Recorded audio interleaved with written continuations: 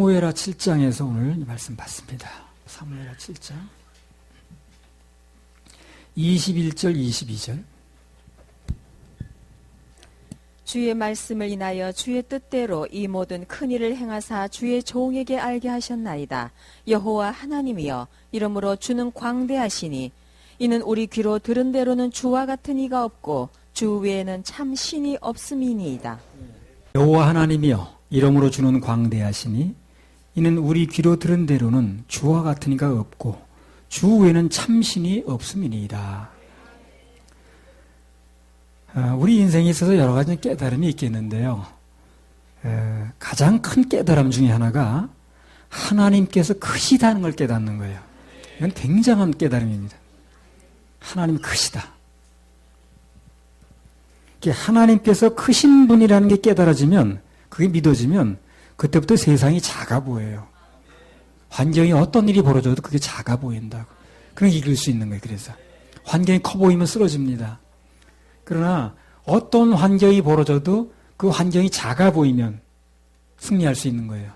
근데 그게 언제 작아 보이냐면 하나님이 커 보여야 된다는 거죠. 그래서 하나님께서 크신 분이라는 게 깨달아지면 그때부터 세상이 작아 보입니다. 그러면 큰 문제가 안 되더라고. 세상이 커 보이니까 문제가 되고 거기 눌리는 거지.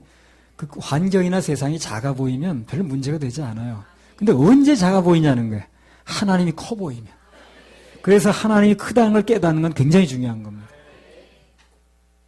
그 인생에서 뭔가 하나님의 뜻을 이뤄냈던 사람들은 전부 하나님이 이 세상 그 무엇보다도 크게 보였던 사람이에요. 그런 사람은 승리하더라고. 그 무슨 일을 해내는 거예요, 이 사람. 주는 광대하시다는 얘기를 하잖아요. 사도행전 4장 16절에서 19절. 이 사람들을 어떻게 할꼬? 저희로 인하여 유명한 표적 나타난 것이 예루살렘에 사는 모든 사람에게 알려졌으니 우리도 부인할 수 없는지라. 이것이 민간에 더 퍼지지 못하게 저희를 위협하여 이후에는 이 이름으로 아무 사람에게도 말하지 말게 하자 하고 그들을 불러 경계하여 도무지 예수의 이름으로 말하지도 말고 가르치지도 말라 하니 베드로와 요한이 대답하여 가로되 하나님 앞에서 너희 말 듣는 것이 하나님 말씀 듣는 것보다 옳은가 판단하라. 자, 큰 환난과 핍박이 닥쳤거든요. 근데 이렇게 말을 하는 거예요. 베드로와 요한이 대답하여 가로되, 막 협박하니까 말씀 전하지 말고 그렇게 하면 계속 그렇게 나가면 아주 좋지 않으니까 이런 말을 하니까 가로되 하나님 앞에서 너희 말 듣는 것이 하나님 말씀 듣는 것보다 옳은가 판단하라. 그럼 누가 더 크단 얘기예요? 하나님이 크단 얘기를 하는 거예요. 나에겐 이 세상 그 무엇보다도 하나님이 커 보인다. 그런 얘기를 하는 거거든요. 그래서 그 사도들은 그 어려움 속에서도 사명을 감당할 수가 있었던 겁니다. 우리 마음에 또 눈에 하나님께서 커 보이기만 하면 만사형통이에요. 탄탄대로입니다. 흔들리지 않아요. 가끔 예화로 드는 건데, 전 세계 해양 사고상 가장 큰 사고 중에 하나가 이제 타이타닉 호 침몰 사건이거든요. 그 배가 처음 출항하는 날, 그 선장이 기고만장해가지고 승객과 그 환송 나온 사람도 저기 있는데 그 자리에서 이런 얘기를 한 거예요. 여러분 무슨 얘기는 잘 아시죠, 그죠? 박강현 뭐 얘기했어, 그 선장이? 그랬어. 참 똑똑해. 신사숙녀 여러분, 이 배는 너무 크게, 아주 크고 튼튼하고 안정성 있게 만들어졌기 때문에 이 배는 하나님도 못 깨트립니다. 이렇게 얘기했거든. 실제 그 배가 잘 만들었어요. 그래서 그게 이제 그 당시까지 배가 이렇게 구멍이 나면 막 침몰하는 그 배였었는데 이 배는 굉장히 그 구조를 잘 해가지고 칸칸이 물이 들어오게 만든 거예요. 예. 하나가 구멍이 뚫려도 그 다음 칸까지 물이 안 들어오게 이제 만든 거예요. 최신 이제 기법이죠. 예. 그런데 이제 그게 선장이 나중에 얘기하기를 구멍이 3개가 동시에 뚫리면 그때 이제 어쩔 수가 없는 거예요. 물이 3군데 도니까 이제 앞이 무거워지니까 들리는 거지, 배가요. 그래서 그러나 3개가 동시에 뚫릴 수가 없다는 거예요, 이게. 누가 뭐 총으로 쏘거나 그러지 않나. 그래서 들이받으면 그 부분이 뚫리니까 하나가 뚫려도 세 개가 동시에 이렇게 뚫릴 수가 없다는 겁니다. 그래서 이제 하나님도 못 깨뜨린다는 얘기를 한 거예요. 그런데 그 배가 나중에 어떻게 됐냐면요. 빙산을 긁고 지나갔죠. 딱 세 개가 뚫렸습니다. 그러니까 이제 그 선장이 그러잖아요. 두 개까지만 해도 버텨보겠는데 세 개가 이제 물이 들어오니까 앞이 무거워지고 배가 들릴 거라는 거 좀 있다. 그 배가 반동강 날 겁니다. 그러잖아요.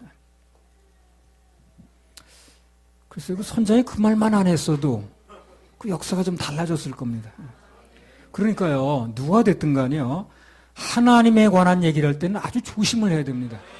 아무리 내가 화가 나고 기분이 나쁘고 그렇게 막 가는 뭐가 나와도 하나님에 관련된 얘기를 할 때는 아주 조심을 해야 돼요. 그건 돌이킬 수 없는 일이 벌어져 버려요. 사람한테 뭐라고 얘기하든 간에 하여튼 하나님과 연관이 돼서 얘기할 때는 굉장히 조심을 해야 됩니다. 그래서 하나님 앞에서는 그 누가 됐든 그분을 경외하는 마음이 가장 안전한 마음이에요. 그분을 경외하는 마음에서 그런 얘기 나올 수 없거든. 아무튼 그래서 그 선장의 눈에 하나님보다 그 배가 엄청나게 커 보였던 거. 그게 이제 좁게는 그 인생이고 크게는 그 배에 타고 있던 모든 사람의 운명이 결정된 거예요, 거기서. 그래서 어디 가나 지도자를 잘 만나야 돼요. 선생 잘 만나야 돼요. 그 배가 이제 선장이 그 말 떨어지고 나서 불과 며칠 만에 그냥 그 큰 그 배가 그냥 그 차가운 바닷속으로 들어가 버렸잖아요.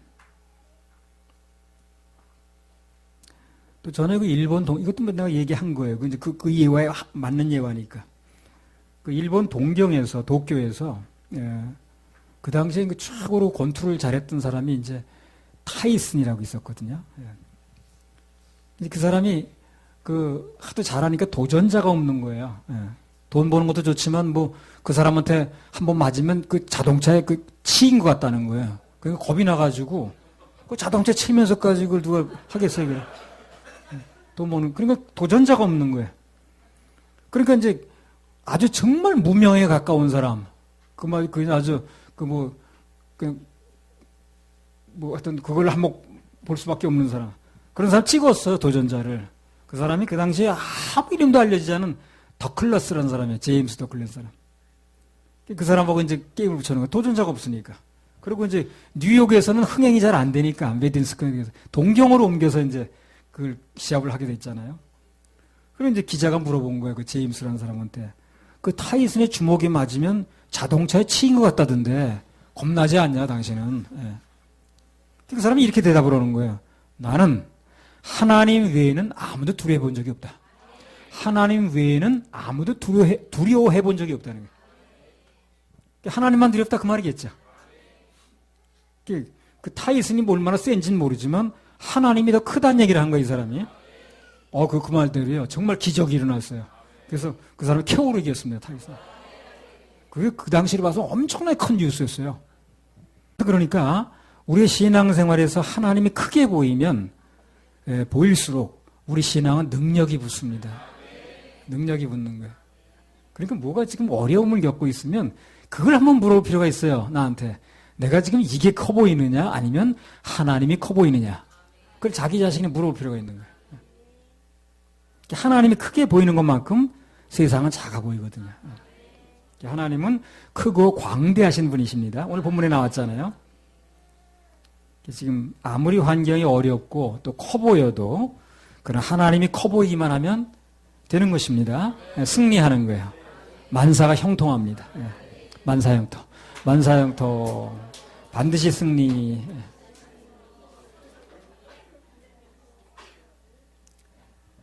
몇 년 전 또 신문에 보니까요.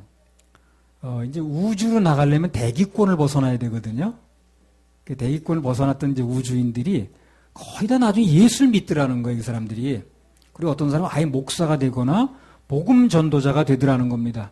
그 달에 최초 착륙했던 그 암스트롱이 그 사람도 나중에 무슨 그 목사 됐든가 복음 전도자가 됐어요. 선교사람 막 세계 간증하고 다니고 있습니다.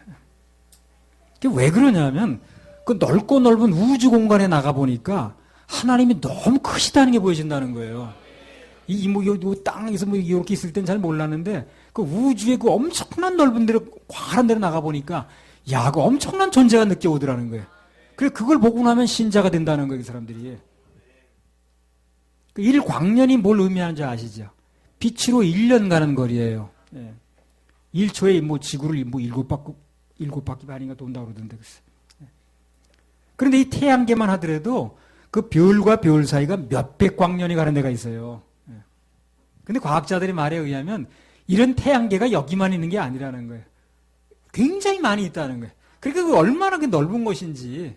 예. 그러니까 그 천문학을 그 계산하는 숫자는요, 보통 그냥 몇 백승이라고 그러든가 뭐 이렇게 나가요. 예. 그래, 그걸 창조하신 하나님이 얼마나 크신 분이냐 하는 느껴져 보니까 그냥 경외심이 나온다는 거예요. 그래서 그 초인류 과학을 이제 그 과학자들인데 그 사람들이 그 우주에만 나갔다 오면 대부분 신앙인 된다는 거예요. 하나님을 인정 안 할 수가 없다는 거예요. 그래서 그 조금 맛본 건데 우주인들은 대부분 신앙인이 됐다 하는 그 기사를 전에 봤거든요. 하나님 부정할 수가 없더라는 거예요. 아무튼 그래서 하나님이 크게 보이는 사람은 세상에 두렵지 않습니다. 히브리서 11장에 나오는 믿음의 영웅들 전부 이 세상에 눈에 보이는 것보다 하나님이 크게 보였던 사람들이라. 그 사람들이 전부 히브리서 11장에 올라가는 거예요. 믿음의 영웅들로, 믿음의 선배로. 히브리서 11장 24절에서 26절. 믿음으로 모세는 장성하여 바로의 공주의 아들이라 칭함을 거절하고 도리어 하나님의 백성과 함께 고난받기를 잠시 죄악의 낙을 누리는 것보다 더 좋아하고 그리스도를 위하여 받는 능력을 애굽의 모든 보화보다 더 큰 재물로 여겼으니 이는 상 주심을 바라봄이라. 자, 모세가 어떻습니까? 바로의 왕자 자리보다 하나님의 상급이 더 크게 보였다는 거죠. 그렇죠? 그리고 포기할 수 있는 거예요, 이걸요. 그거 넘을 수 있는 게 바로 그건 거예요. 굉장히 큰 자리지만 전 세계 대제국의 왕자 자리가 잘하면 왕을 물려받을 수 있는 자리인데 굉장히 큰 자리 맞지만 그러나 하나님의 상급에 비해서는 그게 크지 않은 거예요. 하나님이 더 크다 그 말이죠. 그걸 놓을 수 있었다는 거거든. 못 놓는 사람은 하나님이 작아 보여서 못 놓는 거예요. 그래서 그 모든 거 과감히 내려놓고 하나님의 길을 갈 수가 있었거든요. 판단 잘한 거죠. 또 히브리서 11장 35절에서 38절 한번 읽어보세요. 여자들은 자기의 죽은 자를 부활로 받기도 하며 또 어떤 이들은 더 좋은 부활을 얻고자 하여 악형을 받되 구차히 면하지 아니하였으며 또 어떤 이들은 희롱과 채찍질뿐 아니라 결박과 옥에 갇히는 시험도 받았으며 돌로 치는 것과 톱으로 켜는 것과 시험과 칼에 죽는 것을 당하고 양과 염소의 가죽을 입고 유리하여 궁핍과 환난과 학대를 받았으니 이런 사람은 세상이 감당치 못하도다. 저희가 광야와 산중과 아멸과 토굴에 유리하였느니라. 네. 그래서 어떻게 이렇게 핍박 속에서 이 사람이 견딜 수 있었냐는 거죠. 목숨까지 내놓을 수 있었냐는 거예요. 하나님이 크게 보인 겁니다. 그렇게 하나님이 크게 보이는 사람은 세상이 감당치 못하더라는 거예요. 세상이 감당을 못하더라는 거예요. 그래서 하나님 크게 보이니까 뭐 부활을 더 좋은 부활을 얻고자 그걸 이제 바라보니까 악형도 받을 수 있었고 구차히 면하려고 하지 않고 각종 고난을 감수할 수가 있었다는 겁니다. 성경의 성공한 왕이 다윗이고 실패한 왕의 대표가 사울이죠. 그 이유가 단 하나밖에 없어요. 다윗은 일평생 하나님이 크게 보이는 거예요. 근데 사울은 그 왕자리가 크게 보여 자꾸. 그 차이가 인생 차이로 나타나는 거예요. 그게. 뭐가 더 커 보이느냐. 근데 또 다윗도 그렇게 멋있고 훌륭하더니 사무엘하 11장에 보니까 그 여자가 목욕하는 장면이 커 보이는 거야 또 그때. 사고 쳤잖아요 그때. 그러니까 우리 인생의 모든 문제는 전부 하나님이 크게 보이느냐 눈앞에 보이는 어떤 문제 하여튼 그렇게 크게 보이느냐 그 문제입니다. 그 문제. 우리 눈에 하나님이 크게 보이지 않고 뭐 세상이 크게 보이거나 또 환경이 크게 보이거나 그때가 가장 위험한 순간이에요. 하나님 떠날 딱 맞는 그런 순간이라 그게. 우리 신앙이 약할 때 보면 시험 들었을 때 보면 예외 없이 우리 속에 하나님이 작아져 있을 때예요. 세상의 모든 건 되게 커 보이고. 오늘 이 말씀을 듣는 모두에게 눈에, 귀에, 마음에 하나님이 크고 광대하게 보이는 축복이 임하시기 바랍니다. 할렐루야. 우리 하나님께 박수 올려드려요. 두렵지 않아 하나 더 할까요? 106장. 두렵지 않아.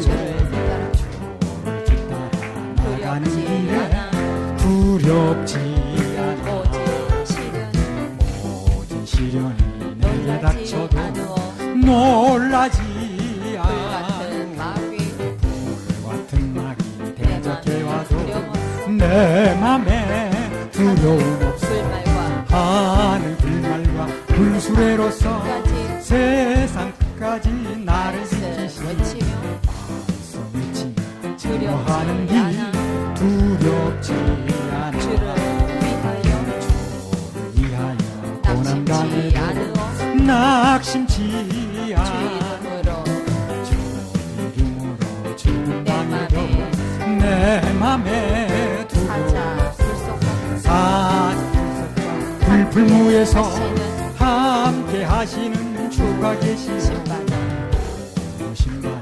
두렵지 않아 두렵지 않아 다시 한번 이제 세상 나홀로 홀로 가도 외롭지 외롭지 이 않아 바람 속을 바람 속을 나 홀로 내 맘에 두려움 없어 기도와 푸른 기둥과 불기둥으로 인도하시는 주가 계시니 따라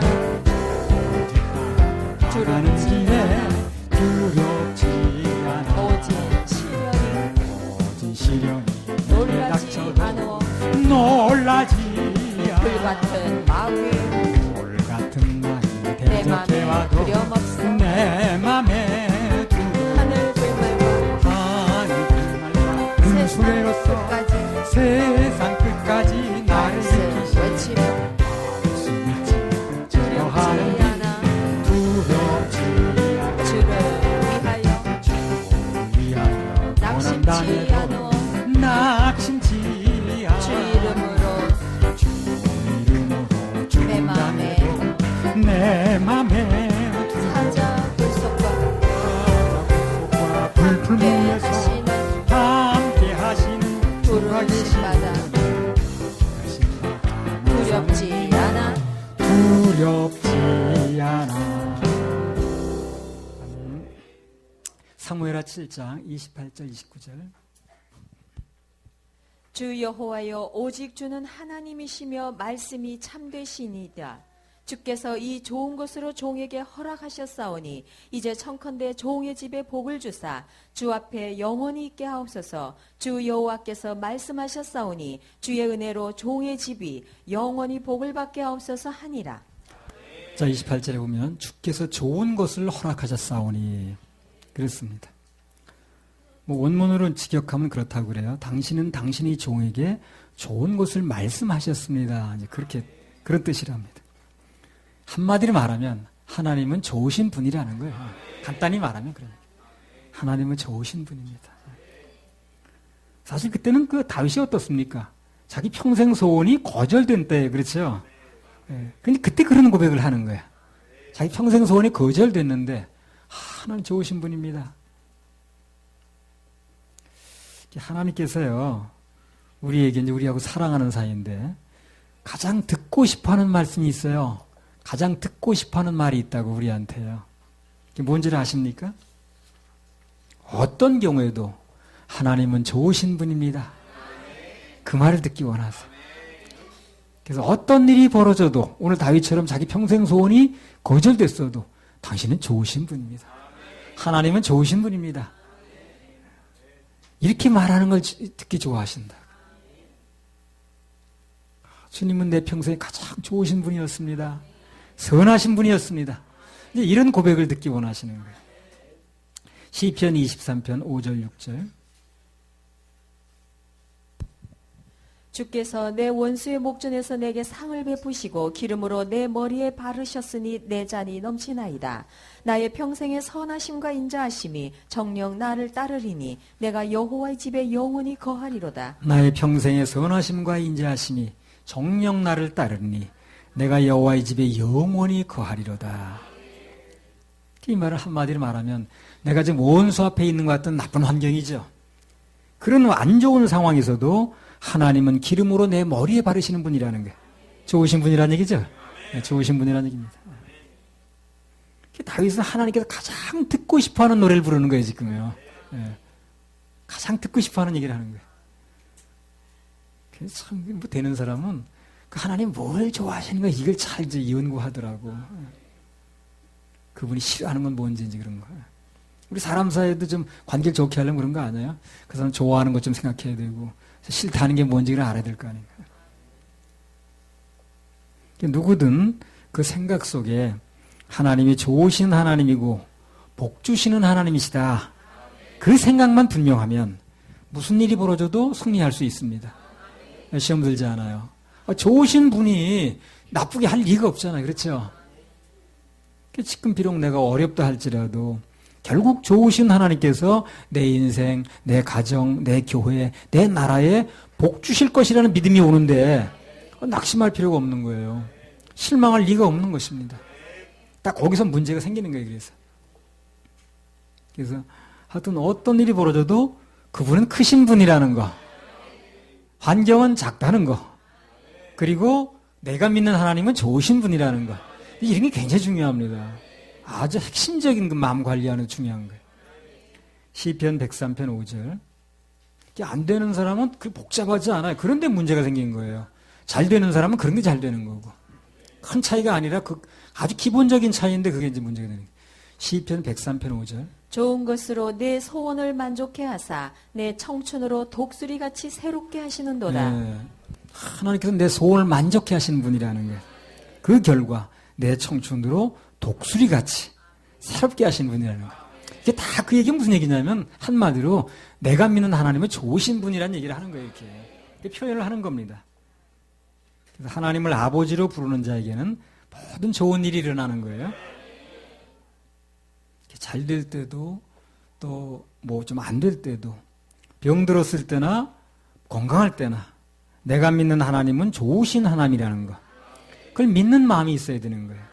그럼 실제로 좋은 일이 일어나요, 또. 실제로 좋은 일이 일어나더라고. 뭐 다른 건 잘 모르겠습니다만 그 순복음교 교인들 보면 다른 건데 잘 모르겠는데 그 말은 잘하더라고. 그 말끝마다 좋으신 하나님이래.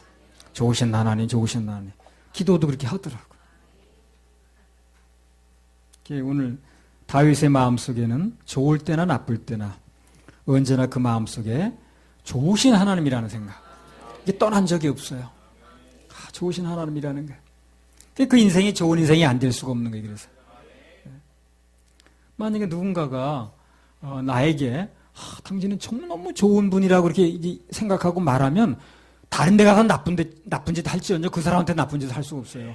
그래 나한테 좋다고 그러는데 어떻게 거기다가 딴 데 가서 뭐 나쁜 짓을 할지언정 그 사람한테는 나쁜 일 못 하는 거예요. 그 옛날에 무슨 영화인가 나 생각이 안 나네. 예. 그 이제 납치를 한 거야, 아이를. 근데 그 납치당한 아이가 그 납치한 아저씨를 너무 좋은 아저씨라고 그러는 거야, 자꾸만. 예. 그리고 그 아이한테 무슨 뭐 해코지 하려고 납치를 한 건데 그럼 뭐 못하는 거야. 하도 좋다고 그러니까 아저씨 너무너무 좋은 분이라는 거예요. 그러니까 그래서 뭐 납치범도 그렇다는데 글쎄. 그래서 이제 그 하나님께 우리 좋은 분이라고 자꾸 그러면요. 그분이 안 그래도 좋으신 분인데 그 사람에게는 더 좋은 일이 많이 벌어집니다. 그래서 좀 상황이 어땠든 간에 그분이 섭리하심을 믿어진다면 좋으신 하나님 그렇게 말씀드리세요. 좋으신 하나님이 좋게 하실 거죠. 좋으신 분이라고 믿고 따르는 자에게는 하나님께서 그 인생에 항상 좋은 일이 있게 해주십니다. 그렇게 해주시더라고요. 그러니까 그 무슨 일이 벌어져도 딱 우리 생각이 어떻게 돼야 되는 거예요? 좋으신 하나님. 좋으신 하나님 좋게 하실 거예요. 우리가 믿는 하나님은 좋으신 분입니다. 부할 때나 가난할 때나 늘 함께 하셔요. 가난하다고 버리는 것도 아니고 병들었다고 버리는 것도 아니고 언제나 함께 하십니다. 우리 보통 이제 결혼식 하게 되면 주례가 물어보죠. 결혼 당사자한테. 그 결혼 그 상대가 병들었을 때나 건강할 때나 좋은 환경이거나 또 역경이거나 계속 잘 보살피고 사랑하겠는가? 따르겠는가? 이렇게 물으면 뭐 그냥 남자는 뭐 엘통가 낮은 음이 뭐요? 베이스로 그러고 여자는 소프라노로 아멘 그러죠. 예. 말은 잘해요. 살다가 조금 안 맞거나 수틀리면 또 그 약속은 너무 쉽게 뒤집어지는 거예요. 이게. 오직 하나님과 한 약속만 안 뒤집어져요. 예, 그분은 어떤 때든지 인생 어느 때든지 온 세상 날 버려도 주 예수 안 버려. 좋으신 분 만난 겁니다. 그런 좋은 분 떠나서 어디 가서 행복을 찾겠냐는 거예요. 너무너무 좋은 분 이별하고 어디 가서 행복을 찾겠냐. 우리 인간 사회도 그 너무 좋은 사람 놓치고 어디 가서 좋은 사람 만나겠어. 그렇잖아요. 하물며 그 좋은 분만 떠나면 우리 어디 가서 그런 분을 또 만나겠냐고. 그 인생에서 예수님을 만난 사람은 최고로 좋은 분을 만난 겁니다. 더 이상 좋은 분이 없어요. 온 세상 날 버려도 주에서 안 버린다는데. 그렇게 좋은 분이니까 자나깨나 그분만 믿고 그분께만 마음을 드리고 그분만 따라가면 결과는 무조건 좋습니다. 결과는 무조건 좋아요. 오직 그분만 따라가다 보면 인생의 어느 시점에서 내가 한번 돌이켜볼 때 그분을 따라간 인생은 내가 이제까지 걸어온 길이 너무 멋있는 길이다. 훌륭한 길이다. 복된 발걸음이다. 하는 얘기를 이제 하는 걸 발견하게 되는 거예요. 내가 정말 복된 길을 왔구나 지금까지. 정말 멋있는 길로 왔구나 하는 걸 스스로 이제 보게 됩니다. 주님 따라간 인생은 다 그걸 보게 되는 거예요. 험악한 인생이 아니고. 한번 따라해 봅니다. 하나님은 내 생에서 내 인생에서 제일 좋으신 분입니다. 다시 한번 하나님은 내 인생에서 제일 좋으신 분입니다. 넘버원입니다. 그거를 좀 가끔 해드려야 돼요. 뭐 사도신경이니 뭐니 그런 거 하지 말고 진짜 사랑 고백을 해야지. 우리 주님께서는 그런 고백을 대단히 기뻐하십니다. 할렐루야. 우리 하나님께 박수 올려드려요. 우리 그 찬양을 하나님께 대한 고백으로 한 번 더 같이 다 부릅시다. 언제나 좋습니다. 오늘 아침 이 설교가요, 주님이 굉장히 좋아하시는 설교예요. 복을 불러드리는 설교입니다. 뭐 말을 많이 해서 그런 게 아니라 주님께서 엄청 좋아하시는 설교라고 있는 거죠.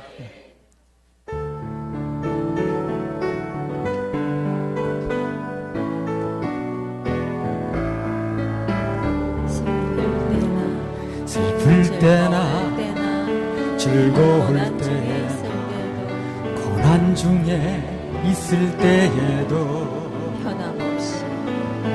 없이 사랑을 베푸시니 주님 사랑해요. 어제나 오늘이나 동일하신 주 너무나 큰 사랑 참으로 감사해요. 나는 주님이 좋아요. 나는 주님이 좋아요. 나는 주님이 좋아요. 은혜의 큰 강물이 내 몸에 흘러요. 가슴에서는 외롭거나 병들었을 때 절망이 닥쳐올 때도 변함없이 위로해 주시는 주님 사랑해요. 오른손을 어제나 오늘이나 동일하신 주님 너무나 큰 은혜 너무나 큰 은혜 참으로 감사해요. 가슴에서 나는 주님이 좋아요. 나는 주님이 좋아요. 나는 주님이 좋아요. 은혜의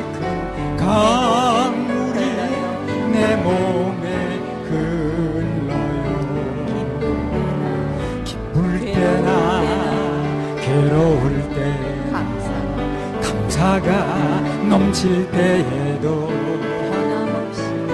변함없이 영광을 받으신 주님 사랑해요. 아멘.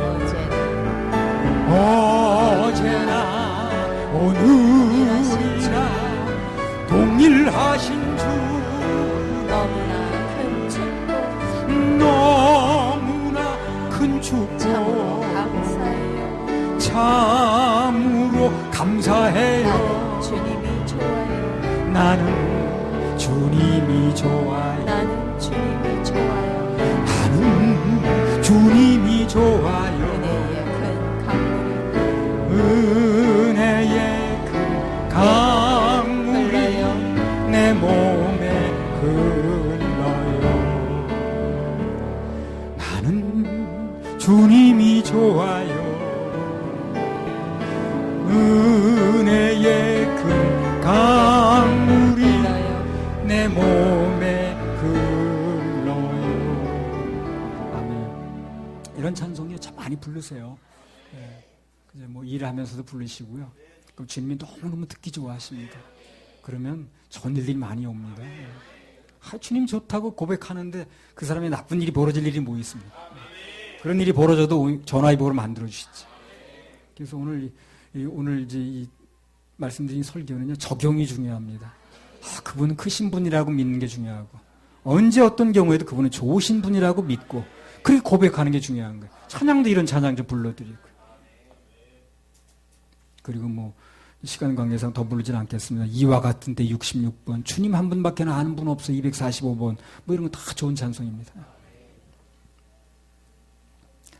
자, 사무엘하 7장을 통해서 추가로 주신 말씀 조금 더 받겠습니다. 사무엘하 7장 12절 13절. 내 수완이 차서 내 조상들과 함께 잘 때에 내가 내 몸에서 날 자식을 내 뒤에 세워 그 나라를 견고케 하리라. 저는 내 이름을 위하여 집을 건축할 것이요 나는 그 나라 위를 영원히 견고케 하리라. 자, 다윗이 하나님께 성전을 지어 바치겠다고 정성을 다해서 재료를 준비한 거예요. 그리고 소원을 이제 어렵게 말씀을 드린 겁니다. 나단을 통해서. 그랬더니 그 결과는 우리 잘 아는 대로요. 하나님께서 다윗의 소원을 거절하셨어요. 너는 피를 많이 흘려서 안 돼. 네 아들한테로 넘겨.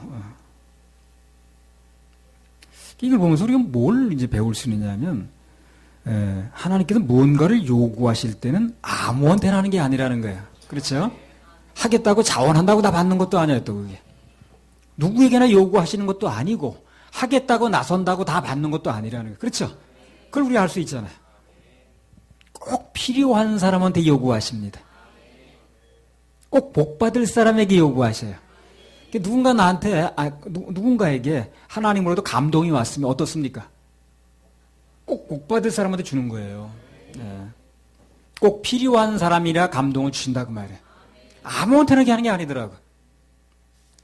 나 전에 말씀드렸잖아요. 그 교회 무슨 중풍 환자 글쎄 고친다는데 그 교회 목사한테는 감동이 안 가고 나한테 감동이 왔다는 거 아니에요. 너 그때 불 받았으면 나도 뭐 좋긴 하겠는데 열받고 있는데 그런 감동이 와가지고 나 좀 그렇긴 했습니다만 나중에 알고 보니까 그 목사는 그 주님께서 그렇게 주실 마음이 없으셨나 봐. 그러니까 나한테 감동을 주신 거 아니겠어요. 나중에 깨달았습니다. 심긴 했습니다만. 그러니까 하나님께서 뭔가 감동을 주실 때는요. 그 사람에게 뭘 주시려고 그러는 거예요. 그 감동을 아무한테나 주는 게 아니라는 거예요. 상식적으로 생각하면 그 교회 담임 목사가 그걸 받아야 되는 거 아니냐고. 불 받았다고 막 벌뛰면서. 근데 왜 그 감동이 나한테 오느냐는 거죠. 나는 그게 그 목사도 아니고 그냥 찬양팀으로 간 건데. 말이죠, 찬양팀이죠. 짐 실는 팀, 날르는 팀 다 했어요. 딱 하나만 안 해봤어, 나. 다른 거 다 해봤는데. 서서 안내하는 거, 그건 그 측근에다 자꾸 뭘 시키니까 그건 이제 멀리 서서 뭘 해야 되잖아. 그것만 안 해보고 다 해봤어. 짐 날르는 것도 옆에 하여튼 다 해봤는데, 멀리 그때 우리 초창기 집회마다 입구에 서가지고 안내하고 그랬잖아. 그것만 난 안 해봤어. 하나님께서 어떤 사람에게 감동을 주실 때는요, 그 사람에게 뭔가를 가져가시겠다는 목적이 아니에요. 오히려 뭔가를 주시려는 겁니다. 복줄 대상을 고르시는 거예요. 예를 들면 창세기 22장에서 하나님께서 아브라함에게 요구하셨죠. 내 사랑하는 독자, 다 알고 있어요. 사랑하는 독자, 번제로 드려. 이제 하나밖에 없는 그 아들을 번제로 드리라고 했을 때 하나님의 의도는 뭡니까? 가져가겠다는 거예요? 아닙니다. 더 자손만대로 하늘의 별과 같이 바다의 모래처럼 주시겠다는 거예요. 아주 결과를 보니까 나오잖아요. 그래서 오히려 그걸 통해서 이삭을 데려간 게 아니고요. 엄청난 복을 더 주셨어요. 우리 잘 아는 모든 것이 예비되는 여호와의 일의 복, 대적의 문을 놓는 승리의 복, 좋은 소식이 들리는 복, 그죠? 그리고 자손들을 하늘의 별같이 많게 해주는 무한대의 복, 이런 복들이 다 왔잖아요.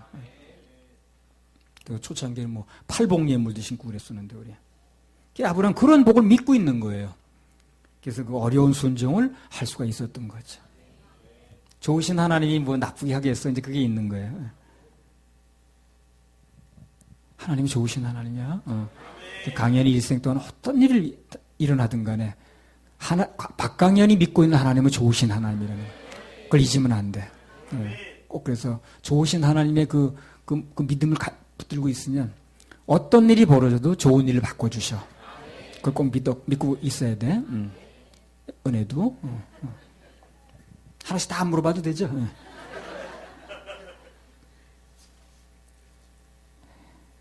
사무엘하 7장 16절. 내 집과 내 나라가 내 앞에서 영원히 보존되고 내 위가 영원히 경고하리라 하셨다 하라. 내 집과 내 나라가 내 앞에서 영원히 보존되고 내 위가 영원히 견고하셨다 하라. 무한대로 주겠다는 거거든. 그래서 하나님께서 뭔가 특별히 감동을 주실 때는 그때는 즉각적으로 받아들이면 수지 맞는 길이 열립니다. 무조건 아멘 하면 돼요. 그분은 잘못 말하지 않아요. 실수로 뭘 잘못 이렇게 해가지고 야 너 그건 내가 잘못 말했다 그런 게 없어요. 그냥 그분이 말씀하시고 부르시는 거 감동 주시는 거 다 맞는 겁니다. 그때 내가 이해를 못했을 뿐이지 그분은 맞는 말씀을 하신 거예요. 성전 지을 것을 다 준비하고 하나님의 허락만 기다리고 있을 때 그 자식대로 넘기라고 그러니까 참 받아들이기 어려웠었죠. 그런데 그런 경우에도 아멘 하니까 축복이고 아멘 하니까 능력이고 아멘 하니까 해피엔딩이 됐잖아요. 할렐루야. 우리 하나님께 박수 올려드려요. 자, 7장 11절에서 13절. 전에 내가 사사를 명하여 내 백성 이스라엘을 다스리던 때와 같지 않게 하고 너를 모든 대적에게서 벗어나 평안케 하리라. 여호와가 또 내게 이르노니 여호와가 너를 위하여 집을 이루고 내 수완이 차서 내 조상들과 함께 살 때에 내가 내 몸에서 날 자식을 내 뒤에 세워 그 나라를 경고케 하리라. 저는 내 이름을 위하여 집을 건축할 것이요 나는 그 나라 위를 영원히 경고케 하리라. 그 우상과 하나님의 근본적인 차이가 있어요. 그게 뭐냐면 우선 우상은요 요구를 하지 않습니다. 그리고 거절하지 않아요. 우상은요. 그렇죠. 우상이 뭐 거절합니까? 돌부처가 뭐 요구합니까? 그래서 사람들이 마음의 우상들을 좋아하는 거예요. 내가 하고 싶은 대로 하게 하니까. 뭐 거절도 없고 그렇게 하지 말라는 것도 없고 뭐 특별히 요구도 하잖아요. 우상은요. 그러니까 내 마음에 그냥 내 소원대로 나가면 되는 게 우상인 거예요. 우상은 내가 원하는 거 거절도 안 하고 또 잘못해도 책망도 안 해. 아, 뭐 돌부처가 너가 그러냐고 책망합니까? 내 마음대로 할 수 있는 게 우상이라. 근데 하나님은 그렇지 않습니다. 우리 인생에 요구하시고요.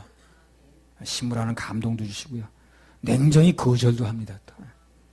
또 잘못할 때는 책망도 하시고. 모세가 가나안 땅에 들어가겠다고 그렇게 막 해도 냉정히 거절하시잖아요. 그 바울이 신약에 가서 어떻게 합니까? 몸에 가시 좀 제거해달라고. 그렇게 3번 기도해도 거절하죠. 그러니까 내가 기도한다고 다 되는 게 아니고 그분이 들어주셔야 되는 겁니다.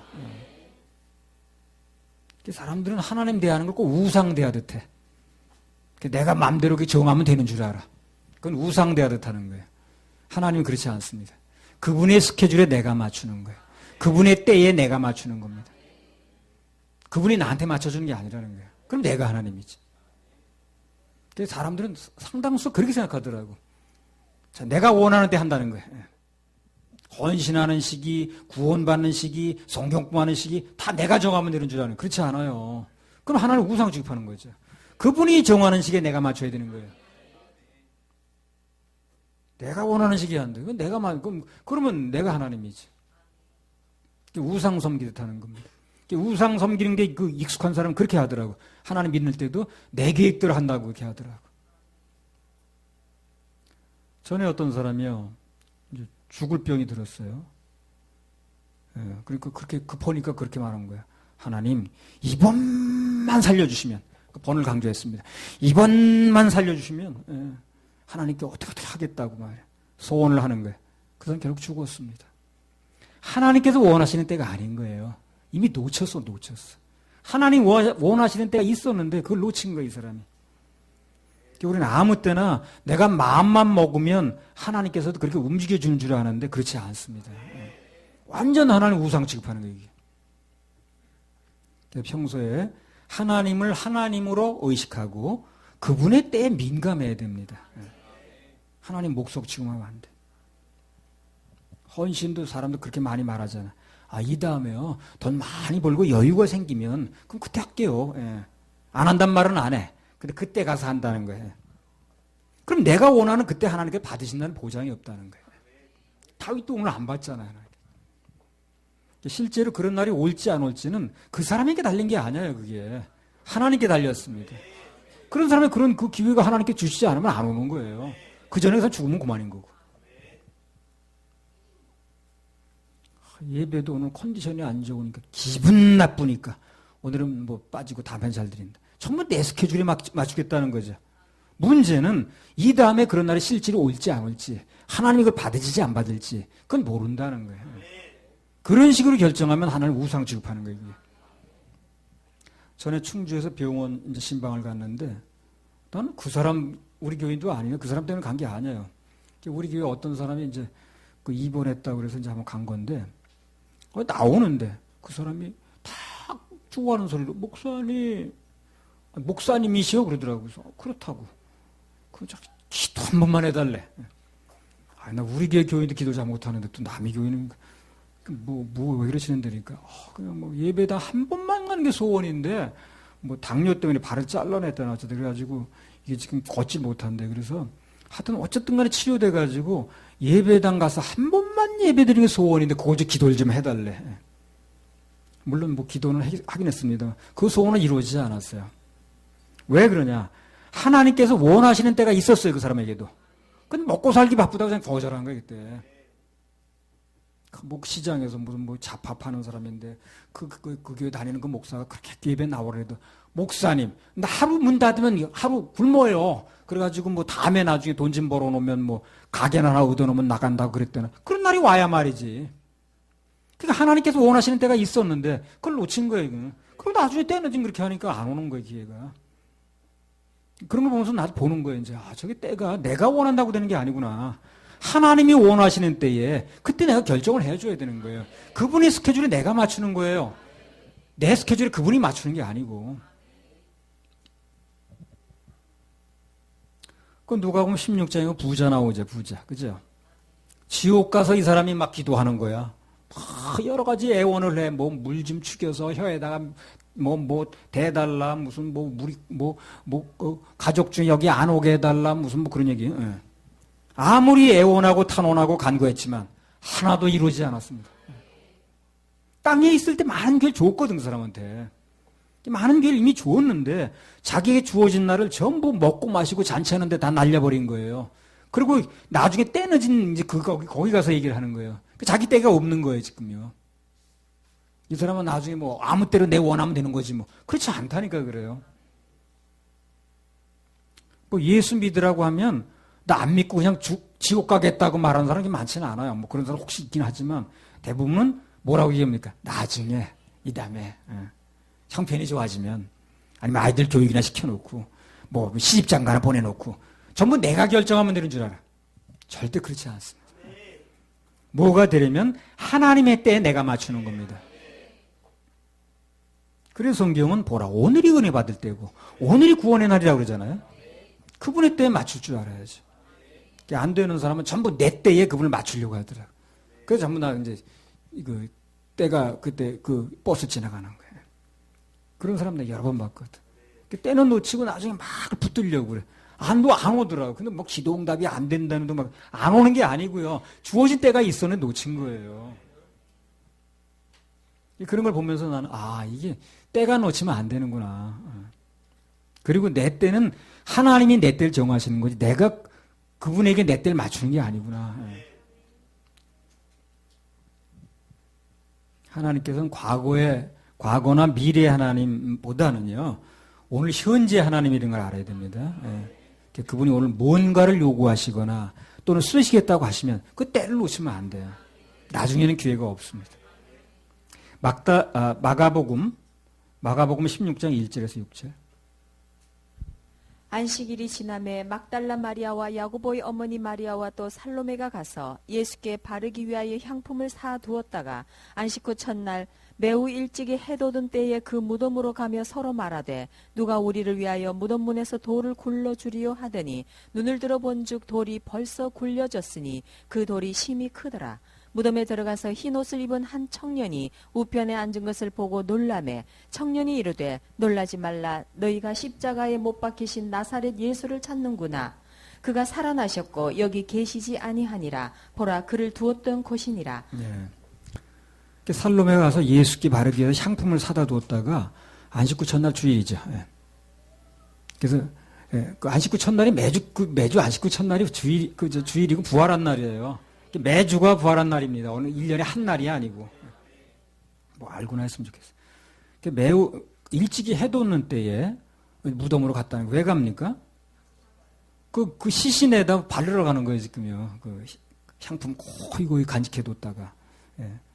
준비했다가 새벽부터 가가지고 바르러 갔는데 문제는 그거를 써먹지 못하는 거예요. 왜 그렇습니까? 아니, 무덤에서 부활해 버리셨어요. 때가 있는 거지. 그래서 그것을 미리 알고 옥합을 깼던 여인은 너무나 때를 잘 탄 거예요. 타이밍이 중요합니다. 타이밍이 중요해요. 뭐든지 타이밍이 중요해요. 지금이 은혜 받을 만한 때요. 지금이 구원의 날이로다. 타이밍이 중요합니다. 그래서 오늘 헌신하는 거, 지금 최선을 다하는 거, 그게 하나님을 진정 현재 믿는 하나님으로 대접하는 거예요. 나중에요, 나중은 내 것이 아닌데. 나중은 10년 후에가 내 거예요, 그게요. 오늘 지금 주어진 시간이 지금 나한테 주어진 거지. 10년이 내 거냐고, 10년 후가. 우리에게는 오직 오늘이 주어졌습니다. 천국과 지옥 사이에는 현재가 있습니다. 정상적인 신앙이라면 현재를 믿어야 돼, 현재. 그래야 내일의 하나님도 믿어집니다. 현재 실질적인 신앙을 가진 사람은 다 오늘 하나님께 맡기는 거예요. 오늘 주실 은혜를 기대하는 거예요. 오늘 충성합니다. 오늘 봉사해요. 어떤 사람은 그냥 천국은 믿어진대. 근데 오늘 밥 세 끼 먹여주는 하나님 못 믿겠대. 걱정된대. 그건 논리의 모순이지. 앞으로 오실 주님도 중요하지만 무엇보다도 오늘 이 시간에 만나는 주님이 중요합니다. 오늘 역사하시는 주님이 중요해요. 그 주님을 사모하세요. 오늘도 주님이 다 역사하십니다. 할렐루야. 우리 하나님께 박수 올려드립니다. 조금만 더 하겠습니다. 7장 12절에 13절. 내 수완이 차서 내 조상들과 함께 잘 때에 내가 내 몸에서 날 자식을 내 뒤에 세워 그 나라를 경고케 하리라. 저는 내 이름을 위하여 집을 건축할 것이요 나는 그 나라 위를 영원히 경고케 하리라. 자, 그래서 성전 건축은 준비는 다윗이 했는데 실제 짓고 그것을 받는 것은 솔로몬을 통해서 받겠다는 거죠. 그럼 다윗의 입장에서는 거절이 된 거예요, 지금의 평생 소원이. 그런데 중요한 건 무엇이냐? 자기의 평생 심혈을 기울인 기도 제목이 거절됐을 때, 그때가 바로 무슨 때냐면요, 그 사람이 왜 그런 소원을 가지고 있었느냐 중심이 나오는 때예요. 그 사람의 중심이 그때 나온다니까요. 왜 그런 소원을 가지고 있었느냐. 그래서 그 사람이 마음속에 무슨 중심을 가지고 그런 소원을 올렸는가는 그 소원이 거절될 때 그때 분명하게 나타납니다. 하나님 위해 정말 사심 없는 소원을 가졌던 사람은 그것이 안 이루어져도 실망할 필요가 없어요. 낙심할 필요가 없어요. 원망할 필요가 없습니다. 모든 게 그분을 위한 건데 그분이 받거나 말거나 안 받거나 하든 간에 나는 드린 거 아니겠어요.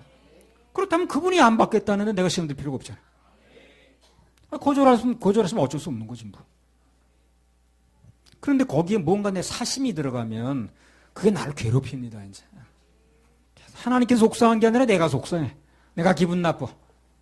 그리고 나중에 보면 이게 뭐 하나님 위해서 드린 게 아니라 내 기분 때문에 드린 게 돼버리는 거예요.